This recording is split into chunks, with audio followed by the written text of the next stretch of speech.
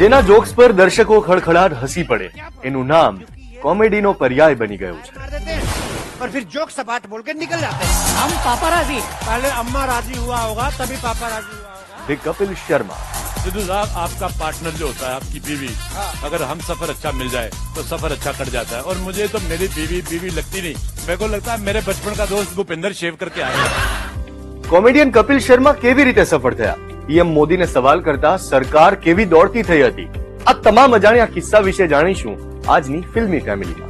Road नहीं बना, तुमको कहाँ जाना है? कहीं नहीं। जब जाना ही कहीं नहीं, सरकार का खर्चा काहे करा रहा है सुंदर? અમૃતસરમાં જન્મેલા કપિલની ગોલ્ડન સ્ક્રીન પર ભલે વાહવાહી હોય, પરંતુ રિયલ લાઈફ ઘણી ડાર્ક છે। ત્યાં સુધી કે એક વ્યક્તિએ તો તેને બરબાદ કરવાના સોગંદ ખાધા હતા। બાળપણમાં ગરીબી જોઈ, પિતાને લાસ્ટ સ્ટેજનું કેન્સર, કપિલને આ તમામ વાતોએ અંદરથી ઝંઝોડી મૂક્યો હતો।